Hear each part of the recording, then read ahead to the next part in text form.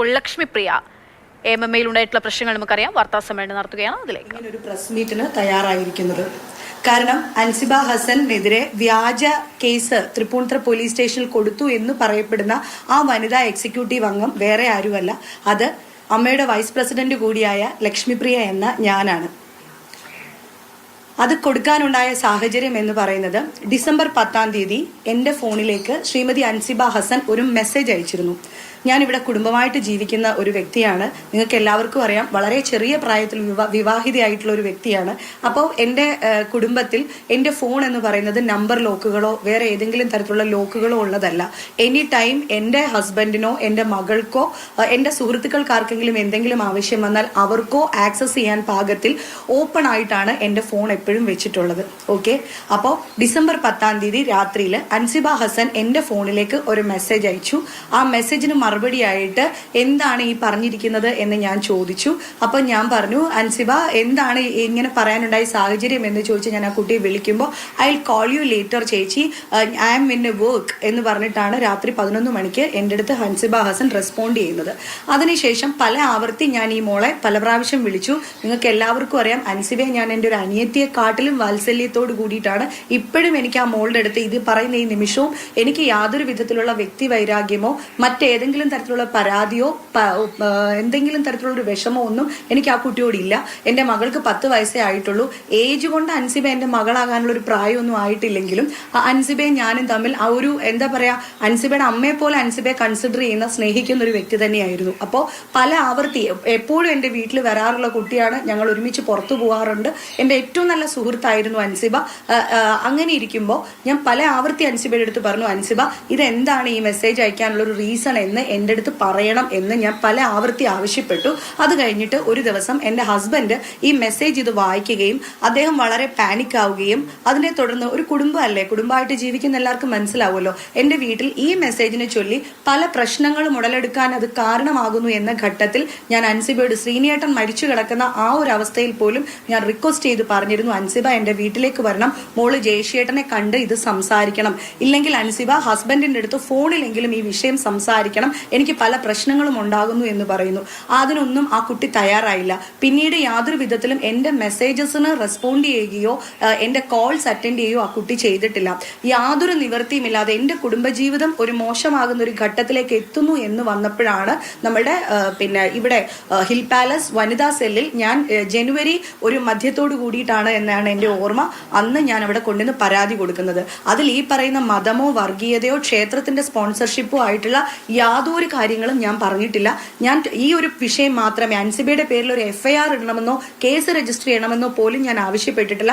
എൻ്റെ ആവശ്യം എൻ്റെ ഹസ്ബൻഡിന്റെ മുന്നിൽ നിന്നിട്ട് ഈ മെസ്സേജ് എന്തുകൊണ്ട് അയച്ചു എന്ന് അൻസിബ ഒന്ന് പറയണം എന്ന് മാത്രമേ എനിക്ക് ഉണ്ടായിരുന്നുള്ളൂ. അപ്പോൾ ഈ കുട്ടി ആരൊക്കെ കോണ്ടാക്ട് ചെയ്തിട്ടും വരാൻ കൂട്ടാക്കാത്തതിനെ തുടർന്നിട്ടാണ് ഞാൻ ഈ ഹിൽ പാലസ് വനിതാ സെല്ലിൽ കൊണ്ടുവന്ന് അൻസിബയ്ക്കെതിരെ കംപ്ലൈന്റ് കൊടുത്തത്. ആ കംപ്ലൈന്റിൽ ഈ ഒരു 2 വരി മാത്രമേ പറഞ്ഞിട്ടുണ്ടായിരുന്നുള്ളൂ. എന്നാൽ ഇതിനെ തെറ്റിദ്ധരിച്ച അൻസിബയാണ് ഞങ്ങളുടെ സ്പോൺസർഷിപ്പുമായിട്ട് ബന്ധപ്പെട്ടിട്ട് അൻസിബ മാത്രമല്ല, ക്ഷേത്രത്തിലെ സ്പോൺസർഷിപ്പ് വേണ്ട എന്ന് പറഞ്ഞ ഏക വ്യക്തി അൻസിബ മാത്രമാണ് എന്നാണ് അൻസിബ വിചാരിക്കുന്നത്. അങ്ങനെയല്ല, ക്ഷേത്രവുമായിട്ട് ബന്ധപ്പെട്ട സ്പോൺസർഷിപ്പ് വേണ്ട എന്ന് പറഞ്ഞ നിരവധി പേരുണ്ട്. അൻസിബ മാത്രം പറഞ്ഞെങ്കിലല്ലേ അൻസിബയ്ക്കെതിരെ അതൊരു അലിഗേഷൻ ആയിട്ട് വരുള്ളൂ. ഒരാൾക്ക് ഇത് ചെയ്യേണ്ട എന്നൊരു എതിരഭിപ്രായം പറയുമ്പോൾ അത് എങ്ങനെയാണ് ഒരു അലിഗേഷൻ ആയിട്ട് മാറുന്നത് എന്ന് എനിക്ക് മനസ്സിലാവുന്നില്ല. അപ്പോൾ അൻസിബയാണ് ഇത്, ഞാൻ എക്സിക്യൂട്ടീവ് അംഗങ്ങളെയോ മറ്റൊരു മനുഷ്യരെ അറിയിച്ചിരുന്നില്ല. ചെവി അറിയാണ്ട് വളരെ ഗോപ്യമായിട്ട് ഈ സ്റ്റേഷനിൽ പോയി ഞാൻ പരാതി കൊടുക്കുന്നു. പോലീസ് സ്റ്റേഷനിൽ നിന്ന് അൻസിബയെ പല ആവർത്തി വിളിച്ചു കഴിഞ്ഞപ്പോൾ അൻസിബയാണ് ഇതിന് മത തീവ്രവാദം ആരോപിച്ചുകൊണ്ടും അൻസിബയെ ജിഹാദി എന്ന് ആരോ പരാമർശിച്ചു, അതിനൊക്കെ വേണ്ടിയിട്ടാണ് ഈ കേസ് ഞാൻ കൊടുത്തിരിക്കുന്നത് എന്ന് പറഞ്ഞുകൊണ്ട് ഞങ്ങളുടെ എക്സിക്യൂട്ടീവ് കമ്മിറ്റി ഗ്രൂപ്പിലേക്ക് ജനുവരി 24 അൻസിബ ലോങ് മെസ്സേജ് ഇടുന്നത്. ആ സമയത്ത് ഞാൻ അൻസിബയോട് പറഞ്ഞു, മോളെ ഇതൊക്കെ വളരെ സെൻസിറ്റീവ് ആയിട്ടുള്ള മാറ്റേഴ്സ് ആണ്, ഇത്തരം കാര്യങ്ങളൊന്നും നമ്മൾ തൊട്ട് കളിക്കാനായിട്ട് പാടില്ല, സമൂഹത്തിൽ വളരെയധികം പ്രത്യാഘാതങ്ങൾ ഉണ്ടാക്കുന്ന കാര്യമാണ്, മോളെ ഈ ഒരു മാറ്റർ മാത്രമേ ഞാൻ സംസാരിച്ചിട്ടുള്ളൂ, നീ അതിന് വന്നിട്ട് പ്രതികരിക്കുക, വേറെ യാതൊരു കാര്യങ്ങളും ഇതിനകത്തിൽ ഇല്ല എന്ന് പറഞ്ഞു. അപ്പൊ എക്സിക്യൂട്ടീവ് അംഗങ്ങൾ മുതിർന്നവർ ഇടപെടണം എന്ന് പറഞ്ഞപ്പോൾ ഞാൻ പറഞ്ഞു, ഇത് എന്റെ കുടുംബ വിഷയമാണ്, ഈ കുടുംബ വിഷയത്തിൽ കാരണക്കാരി എന്ന് പറയുന്നത് അൻസിബയാണ്, ഈ അൻസിബയും ഞാനും മാത്രമായിട്ടുള്ള ഒരു പ്രശ്നത്തിൽ യാതൊരു എക്സിക്യൂട്ടീവ് കമ്മിറ്റി അംഗങ്ങളും അറിയാനോ ഇത് ഇപ്പൊ പോലും എനിക്ക് വളരെയധികം ലജ്ജയുണ്ട്. ഈ ഒരു സമൂഹത്തിന്റെ മുന്നിൽ ഇങ്ങനെ വന്നിരുന്ന് പറയേണ്ടി വരുന്നതിൽ എനിക്ക് വളരെയധികം ലജ്ജയുണ്ട്. മനസ്സിലായില്ലേ? അപ്പം ആ വിഷമത്തിൽ ഞാൻ പറഞ്ഞു, ഒരു മനുഷ്യരും ഇതിൽ ഇടപെടേണ്ട, ഇത് അവിടെ വന്നിട്ടൊന്ന് പരിഹരിച്ചാൽ മാത്രം മതി എന്നാണ് ഞാൻ റിക്വസ്റ്റ് ചെയ്തത്. അല്ലാതെ തീവ്രവാദമെന്നോ ജിഹാദെന്നോ മറ്റേ ഈ ക്ഷേത്രത്തിന്റെ സ്പോൺസർഷിപ്പ് സ്വീകരിച്ചതിനെ പറ്റിയിട്ടുള്ള പ്രശ്നങ്ങളോ യാതൊരു കാര്യങ്ങളും ഉണ്ടായിട്ടില്ല എന്ന് ഞാൻ പറയാൻ ആഗ്രഹിക്കുകയാണ്.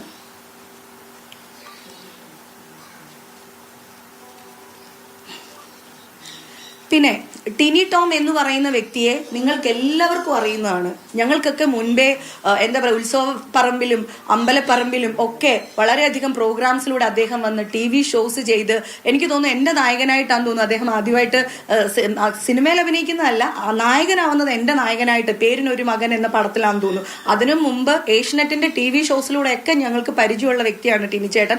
ടിനി ടോം എന്ന് പറയുന്ന വ്യക്തിയെ നേരിട്ട് അറിയുന്ന എല്ലാവർക്കും അറിയാം, അദ്ദേഹം ഇത്തരത്തിലൊരു പരാമർശം നടത്തുകയോ ഇങ്ങനെ ഇടപെടുകയോ ചെയ്യുന്ന ഒരു വ്യക്തിയല്ല. സ്ത്രീകളെ ഏറ്റവും അധികം ബഹുമാനിക്കുകയും ഏറ്റവും സന്തോഷത്തില് രസത്തില് തോളിൽ കൈയിട്ട് ചേർന്ന് സംസാരിക്കുകയൊക്കെ ചെയ്യാൻ പറ്റുന്ന, ഏത് പാതിരാത്രി നമുക്ക് അദ്ദേഹത്തിനെ കോണ്ടാക്ട് ചെയ്യാൻ പറ്റുന്ന വളരെ നല്ല സൗഹൃദം സൂക്ഷിക്കുന്ന ഒരു വ്യക്തിയാണ്. അപ്പം അദ്ദേഹത്തിനെതിരെ ഇത്തരം പരാതികൾക്കെല്ലാം ഉറവിടം എന്ന് പറയുന്നത് ഞങ്ങളുടെ സെക്രട്ടറിയും ഇപ്പൊ ഈ പറഞ്ഞിരിക്കുന്ന എല്ലാ കഥകളുടെയും പിന്നിൽ നിങ്ങൾ ശ്രദ്ധിച്ചാൽ മനസ്സിലാവും, ഇതിന്റെ എല്ലാം പിന്നിൽ നീന കുറുപ്പ് എന്ന് പറയുന്ന ഒരു പെർട്ടിക്കുലർ വ്യക്തിയാണ്. അല്ലെ? നീന കുറുപ്പ് പറയുന്നത്, ജിഹാദി എന്ന് നീന കുറുപ്പ് പറയുന്നത് അൻസിബ ഹസൻ കേട്ടു എന്നാണ് അൻസിബ ഹസൻ പറഞ്ഞിരിക്കുന്നത്. അൻസിബ ഹസനോട് ടിനി ടോം പറയുന്നത് അൻസിബ ഹസൻ കേട്ടിട്ടില്ല, ഈ നീന കുറുപ്പ് പറഞ്ഞത് കേട്ടു എന്നാണ് പറയുന്നത്. ഇനി അൻസിബെ പറ്റി ഞാൻ മറ്റൊരു കാര്യം പറഞ്ഞുതരാം. ഞങ്ങളുടെ എക്സിക്യൂട്ടീവ് കമ്മിറ്റി സ്റ്റാർട്ട് ചെയ്ത ദിവസം ഇപ്പോഴും എക്സിസ്റ്റിംഗ് ആയിട്ടുള്ള ഞങ്ങളുടെ ഒരു കമ്മിറ്റി മെമ്പർ, ആ കമ്മിറ്റി മെമ്പറും മറ്റൊരു മെമ്പർ, അതായത് ഇപ്പൊ പുതിയതായിട്ട് ഞങ്ങളുടെ പിന്നെ ഭരണസമിതിയിലേക്ക് വന്ന ഒരു എക്സിക്യൂട്ടീവ് കമ്മിറ്റി അംഗവും ചേർന്ന് വേറൊരു കമ്മിറ്റിയിൽ ഇല്ലാത്ത മറ്റൊരു ഞങ്ങളുടെ പിന്നെ ഒരു അംഗത്തിന്റെ അടുത്ത് ഈ കുട്ടിയെ പറ്റി അവിഹിത കഥകൾ പറഞ്ഞു എന്ന് പറഞ്ഞിട്ടാണ് ഡേ 1, അതായത് ഫസ്റ്റ് അൻസിബ ഹസൻ സ്തംഭിപ്പിച്ചിട്ടുണ്ട് അവിടെ. അൻസിബ ഹസൻ ഇത് സ്തംഭിപ്പിക്കുന്നത് ഈ കുട്ടിയെ പറ്റിയിട്ട് വേറൊരാളോട് ഞങ്ങളുടെ കമ്മിറ്റിയിലുള്ള 2 പേര് അവിഹിത കഥകൾ പറഞ്ഞു എന്ന് പറഞ്ഞിട്ടാണ് പറയുന്നത്. അപ്പോൾ അൻസിബ ഇത് വളരെ യൂഷ്വൽ ആയിട്ട് ഉപയോഗിക്കുന്ന ഒരു വാക്കാണ് ഈ അവിഹിതം എന്ന് പറയുന്ന ഒരു വാക്ക്. അപ്പോൾ ഞങ്ങൾ ചോദിക്കുകയാണ്, മോള് കേട്ടോ? അതില്ല, ഇന്നയാള് പറഞ്ഞു എന്ന് പറഞ്ഞു. അപ്പൊ ഞങ്ങളുടെ പ്രസിഡന്റ് എന്ത് ചെയ്തു, പിറ്റേ ആഴ്ചത്തെ എക്സിക്യൂട്ടീവ് കമ്മിറ്റി മീറ്റിംഗിൽ ഈ പറഞ്ഞ ആളിനെ കൊണ്ടുവന്നു. ആ ആള് പറഞ്ഞു, എന്നോട് ഈ 2 പേരും അങ്ങനെ പറഞ്ഞിട്ടില്ല എന്ന് പറഞ്ഞിട്ടുണ്ട്. അപ്പൊ ഇത് ഫസ്റ്റ് ഡേ ഉണ്ടായ കാര്യമാണ്. അന്ന് അൻസിബ ഹസൻ ഭക്ഷണം കഴിക്കാതിരുന്നപ്പോൾ ഞാനും അൻസിബ ഹസന്റെ കൂടെ ഭക്ഷണം കഴിക്കാതിരുന്നിട്ടുള്ള ഒരു വ്യക്തിയാണ്.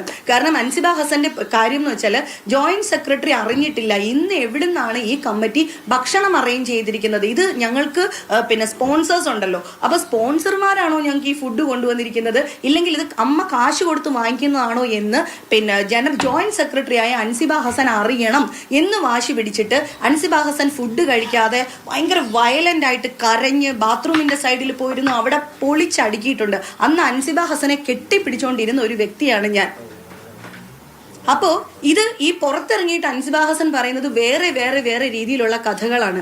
ഇതൊന്നും അവിടെ നടന്നിട്ടേ ഉള്ള കാര്യങ്ങളല്ല. പിന്നെ ഇതിന്റെ ഒരു മെയിൻ ആയിട്ടുള്ള ഒരാള് എന്ന് പറയുന്നത് ഞങ്ങളുടെ സെക്രട്ടറി, പറയുന്നതിൽ തുറന്നു പറയുന്നതിൽ വളരെയധികം എനിക്ക് വിഷമമുണ്ട്. ഞങ്ങളുടെ സെക്രട്ടറി നീന കുറുപ്പ് തുടങ്ങിയ കുറച്ച് പേരാണ് ഈ എന്താ പറയാ ഈ ഗൂഢാലോചന എന്ന് പറയുന്നത് ഞങ്ങൾക്കൊക്കെ എതിരെയാണ് നടക്കുന്നത്. ഇവര് 2-3 പേര് ഗ്രൂപ്പായിട്ടും ബാക്കിയുള്ളവരൊക്കെ ഇൻഡിവിജ്വൽസും ആയിട്ടാണ് കമ്മിറ്റിയിൽ നിലകൊള്ളുന്നത്.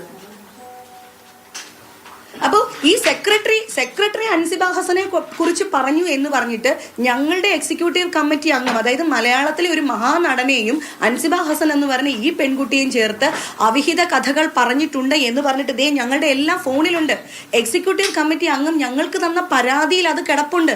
അതിനെക്കുറിച്ച് എന്താണ് അൻസിബ ഹസൻ ഒരിടത്തും പരാമർശിക്കാത്തത്? എന്തുകൊണ്ടാണ്?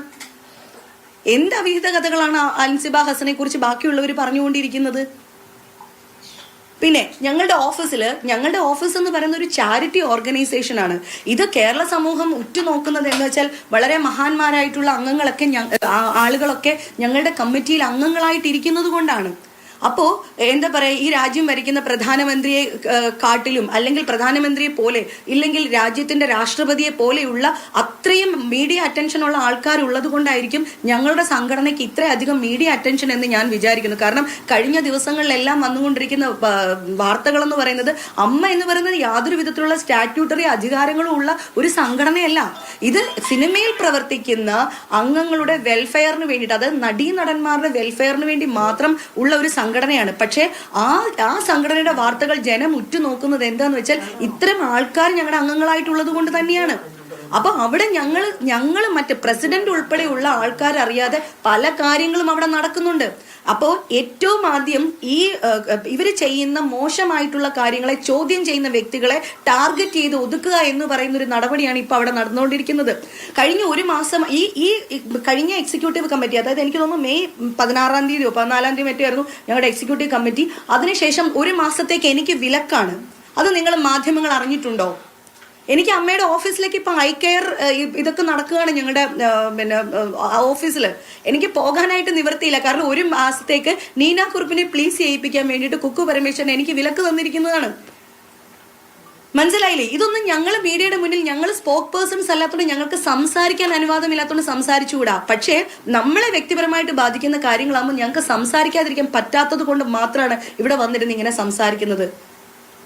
അപ്പോൾ ഞങ്ങളുടെ ഒരു അധോലോക പ്രസ്ഥാനം പോലെയാണ് ഞങ്ങളുടെ ഓഫീസിനെ സെക്രട്ടറിയും പരിവാരങ്ങളും കൂടെ ചേർന്നാക്കിയിരിക്കുന്നത്. 21 ക്യാമറകളാണ് വിത്ത് ഓഡിയോ റെക്കോർഡിംഗ്. നിങ്ങളൊക്കെ ഓരോ പ്രൈവറ്റ് ഫേമിൽ വർക്ക് ചെയ്യുന്ന ആൾക്കാരല്ലേ? നിങ്ങളുടെയൊക്കെ ഓഫീസുകളിൽ ഇങ്ങനെയാണോ? ഞങ്ങൾക്ക് അവിടെ പോയാൽ അംഗങ്ങൾക്ക് അങ്ങോട്ടും ഇങ്ങോട്ടും സംസാരിക്കാനുള്ള സ്വാതന്ത്ര്യം ഇല്ല. ഞങ്ങൾ പറയുന്നത് ഈ സെക്രട്ടറിയും എന്താ പറയാ അതുപോലെയുള്ള ആൾക്കാർ പല ഭാഗങ്ങളിൽ ഇരുന്ന് കാണുകയാണ്. പ്രസിഡന്റ് ആക്സസ് വാങ്ങിച്ചിട്ടില്ല, പ്രസിഡന്റിനെ അറിയിക്കുന്നില്ല, ഓഫീസിൽ നടക്കുന്ന കാര്യങ്ങൾ അറിയിക്കുന്നില്ല. പിന്നെ ഫസ്റ്റ് എനിക്കെതിരെ ഇവർക്ക് പ്രശ്നം വരാനുള്ള കാര്യം എന്ന് പറഞ്ഞാൽ, ഇവരൊക്കെ കുക്കു പരമേശ്വരൻ എന്ന ഞങ്ങളുടെ ഇപ്പോഴത്തെ സെക്രട്ടറി മീഡിയയിൽ വന്ന് പറഞ്ഞിട്ടുണ്ടായിരുന്നല്ലോ, മെമ്മറി കാർഡ് എന്ന് പറയുന്നത് ഇലക്ഷൻ സ്റ്റണ്ടാണ്, അത്തരത്തിലൊരു കാര്യം ഉണ്ടായിട്ടില്ല എന്ന് പറഞ്ഞിരുന്നല്ലോ. അതേ ആൾക്കാർ തന്നെ ഈ മെമ്മറി കാർഡ് KPSC ലളിത ചേച്ചിയുടെ കയ്യിലാണെന്നും അത് മരിച്ചു പോയത് കൊണ്ട് ലളിതാമ്മയുടെ കയ്യിൽ നിന്ന് വാങ്ങിക്കാൻ തരമില്ല എന്ന രീതിയിൽ മെമ്മറി കാർഡിനെ കമ്മീഷനെ വെച്ചിട്ട് അന്വേഷണ റിപ്പോർട്ട് വന്നിട്ടുണ്ട്. അപ്പോൾ ഈ അന്വേഷണ കമ്മീഷൻ ഉണ്ടാവാനായിട്ട് കാരണക്കാരി ഞാനാണ്. കാരണം ഞാൻ അന്ന് ഈ സംഭവം ഉണ്ട് എന്ന് എനിക്ക് 100% അറിയാം. ഇത് ബാബുരാജിനെയോ അല്ലെങ്കിൽ മറ്റൊരാളെ ജയിപ്പിക്കാൻ വേണ്ടിയിട്ടുള്ള ഇലക്ഷൻ സ്റ്റണ്ട് അല്ല എന്ന് 100% എനിക്കറിയാം. കാരണം അന്ന് ആ പരിപാടിയിൽ പങ്കെടുത്ത വ്യക്തി ഞാനാണ്. അതുകൊണ്ട് ഫസ്റ്റ് കമ്മിറ്റിയിൽ EC-യിൽ തന്നെ ഞാൻ പറഞ്ഞു, ഈ മെമ്മറി കാർഡ് ഇഷ്യൂ എന്ന് പറയുന്നത് ശ്രീമതി കുക്കു പരമേശ്വരൻ പറയുന്നത് പോലെ ഒരു ഇലക്ഷൻ സ്റ്റണ്ട് അല്ല, ഇങ്ങനെ ഒരു കാര്യമുണ്ട്, അത് കണ്ടുപിടിക്കണം, അതിനായിട്ട് മെമ്മറി കാർഡ് കമ്മീഷനെ ഉണ്ടാക്കണം എന്ന് പറഞ്ഞ വ്യക്തി ഞാനായതുകൊണ്ട് അന്ന് തൊട്ട് ഞാൻ ടാർഗറ്റഡ് ആണ്. എന്റെ പേരിൽ ഇല്ലാത്ത പ്രശ്നങ്ങളില്ല. ഞാനൊരു വളരെ പ്രശ്നക്കാരിയും വളരെ മോശക്കാരിയായിരുന്നു. എന്തുകൊണ്ടോ എനിക്ക് പ്രിയപ്പെട്ട സഹോദരങ്ങളെ, എനിക്ക് ഒരു വരുത്തി തീർത്ത നല്ല കുട്ടി ഇമേജിലൊന്നും ഇരിക്കാൻ എനിക്ക് അറിഞ്ഞൂടാ. ഉള്ള കാര്യങ്ങൾ ഉള്ളതുപോലെ മുഖത്ത് നോക്കി എന്നും പറയുന്ന, ഇനിയും പറയുന്ന ഒരു വ്യക്തി തന്നെയാണ്. എനിക്ക് പറയാനുള്ളത് പറയുകയും എഴുതാനുള്ളത് വളരെ സധൈര്യം എഴുതുകയും ചെയ്യുന്ന ഒരു വ്യക്തിയാണ് ഞാൻ. അപ്പോൾ പക്ഷെ എനിക്ക് ഇത്രയും നാൾ സംസാരിക്കാൻ പറ്റുന്ന വെച്ചാൽ ഞങ്ങൾക്ക് എല്ലാവർക്കും മാധ്യമ വിലക്കായിരുന്നു, അതുകൊണ്ട് സംസാരിക്കാൻ പറ്റാത്തതുകൊണ്ട് സംസാരിച്ചില്ല. പക്ഷെ ഇന്നത്തത് ഞാൻ പ്രത്യേക സ്പെഷ്യൽ റിക്വസ്റ്റ് എടുത്തിട്ടാണ്. കാരണം ഈ പോക്ക് അത്ര നല്ലതല്ല. പിന്നെ ഇവർ ആദ്യത്തെ കമ്മിറ്റിയിൽ ഒരു 2ാമത്തെ 3ാമത്തെ കമ്മിറ്റി ആകുമ്പോഴത്തേനും ഞങ്ങൾ ആരും അറിയാണ്ട് 18 മൊബൈൽ ഫോൺസ് വാങ്ങിച്ചിരുന്നു കമ്മിറ്റി അംഗങ്ങൾക്ക് എന്ന് പറഞ്ഞിട്ട്. ഞങ്ങൾക്കൊരു സാധനം തരുന്നു എങ്കിൽ അത് ഞങ്ങൾ അറിയണ്ടേ, ഇത് സ്വീകരിക്കാൻ ഞങ്ങൾ തയ്യാറാണോ എന്ന്. അമ്മയ്ക്ക് വേണ്ടിയിട്ട് സ്പെഷ്യലായിട്ട് ഒരു മൊബൈൽ ഫോണിന്റെ ആവശ്യമൊന്നുമില്ല. അങ്ങനെ വേണമെങ്കിൽ ആ ഫോൺ മേടിക്കാൻ കപ്പാസിറ്റി ഉള്ള ആൾക്കാരാണ് ഞങ്ങൾ ഓരോരുത്തരും. അപ്പൊ ഈ മൊബൈൽ ഫോൺ വാങ്ങിച്ചത് തെറ്റ് എന്ന് ഞങ്ങൾ എല്ലാവരും ഉയർന്നു നിന്ന് പറഞ്ഞിട്ടുണ്ട്. അതുകൊണ്ടാണ് ഈ ടിനി ടോമിനെതിരെ ആരോപണം വന്നിരിക്കുന്നത്. ഈ ലക്ഷ്മി പ്രിയ, ടിനി ടോം, അങ്ങനെ ഇനി അടുത്ത ടാർഗറ്റ് ആരാണ് എന്നാണ് ഞങ്ങൾ നോക്കിക്കൊണ്ടിരിക്കുന്നത്. ഇവരുടെ തെറ്റുകളെ ചൂണ്ടിക്കാണിക്കുന്നവരെല്ലാവരും മോശക്കാരായിക്കൊണ്ടിരിക്കുകയാണ്. ഇപ്പൊ ഈ ഉണ്ണി ശിവപാൽ പോലും ഒരർത്ഥത്തിൽ പറഞ്ഞാൽ ബലിയാടാക്കപ്പെട്ടത് തന്നെയാണ്. ഉണ്ണി ശിവപാലിനെ നമ്മൾ പുറത്താക്കുകയോ നീക്കി നിർത്തുകയോ അദ്ദേഹത്തിന്റെ അഭിപ്രായം അറിയാതിരിക്കുകയോ ഒന്നും നമ്മൾ ചെയ്തിട്ടില്ല. അദ്ദേഹത്തിന് പറയാനുള്ളത് അദ്ദേഹം പറയട്ടെ. ഒരു മാസത്തേക്ക് ജനറൽ ബോഡി വരെ അദ്ദേഹം വരണ്ട എന്ന് മാത്രമേ നമ്മൾ പറഞ്ഞിട്ടുള്ളൂ. പിന്നെ ഈ കഴിഞ്ഞ ദിവസത്തെ വാർത്തകളിലൊക്കെ ഞാൻ കണ്ടുകൊണ്ടിരിക്കുന്നത് ടിനി ടോം നീന കുറുപ്പിനെ ഭയങ്കരമായിട്ട് തെറി പറഞ്ഞു, അസഭ്യം പറഞ്ഞു, പിടിച്ചു മാറ്റി എന്നൊക്കെ. ശരിക്കും പറഞ്ഞാൽ ഒരു നിസ്സാര കാര്യത്തിന് രാത്രി 12 മണിക്ക് രാജീവ് ഗാന്ധി ഇൻഡോർ സ്റ്റേഡിയത്തിൽ ഹിസ്റ്റീരിയ ബാധിച്ച ഒരു സ്ത്രീയെ പോലെ ഉറഞ്ഞു തുള്ളിയത് നീന കുറുപ്പാണ്. നീനാക്കുറിപ്പ് തെറി പറയുന്നതാണ്. എൻ്റെ ഒരു വോയിസ് ലീക്കായിട്ട് നിങ്ങൾ എല്ലാവരും കേട്ടിട്ടുണ്ടാവും. ആ വോയിസിൽ കൃത്യമായിട്ട് ഞാൻ പറയുന്നുണ്ട്, നിങ്ങൾ ഇന്നലെ കാ പൂ മാ ചാ എന്നുള്ള വാക്കുകളൊക്കെ നിങ്ങൾ പറഞ്ഞില്ലേ എന്ന് ഞാൻ പറയുന്നുണ്ട്. അത് പറഞ്ഞത് ടിനി ടോം അല്ല, അത് നീനാക്കുറിപ്പാണ് പറഞ്ഞിട്ടുള്ളത്. അത് ഞാൻ എവിടെ വേണമെങ്കിലും പറയാം. ഈ നീനാക്കുറിപ്പിനെ കെട്ടിപ്പിടിച്ച് ചേച്ചി പ്രശ്നം ഉണ്ടാക്കല്ലേ എന്ന് പിടിച്ചു വെച്ച വ്യക്തി ഞാനാണ്. ഇതേ നീനാക്കുറിപ്പ് തന്നെ എനിക്ക് കിട്ടിയ ഒരു വിവരം എന്ന് പറഞ്ഞാൽ, ഇതേ നീനാക്കുറിപ്പ് തന്നെ പിന്നെ ഞങ്ങൾ ഈ ഒരു പ്രശ്നത്തിന് ശേഷം ഞാനും സിജോയ് വർഗീസും എല്ലാം സ്റ്റേജിൽ നിന്ന് ഇറങ്ങിയതിന് ശേഷം സിജോയ് വർഗീസിനെ എന്നെയും വളരെ മോശമായിട്ട് പിന്നെ നീനാക്കുറിപ്പ് തെറി കൂട്ടി പറഞ്ഞിട്ടുണ്ട്. ആ പറഞ്ഞത് കേട്ട ആളുണ്ട്. പക്ഷെ ഞങ്ങൾക്ക് ചോദിക്കാൻ പറ്റുമോ? ഇപ്പൊ അൻസിബ ചാനലുകളിൽ പറയുന്ന പോലെ അവര് ഞങ്ങളോട് പറഞ്ഞായിരുന്നു എന്ന് പറഞ്ഞിട്ട് നമ്മൾ കേൾക്കാത്തൊരു കാര്യത്തിന് നമുക്ക് റെസ്പോണ്ട് ചെയ്യാൻ AMMയിൽ അൻസിബ ഉന്നയിച്ച ആരോപണങ്ങളുണ്ട്. ആരോപണങ്ങൾക്ക് മറുപടി പറയുകയാണ് ലക്ഷ്മിപ്രിയ. കുറെ കാര്യങ്ങൾ പറഞ്ഞുകൊണ്ടേയിരിക്കും. നമുക്ക് അതിലേക്ക് മടങ്ങിയെത്താം.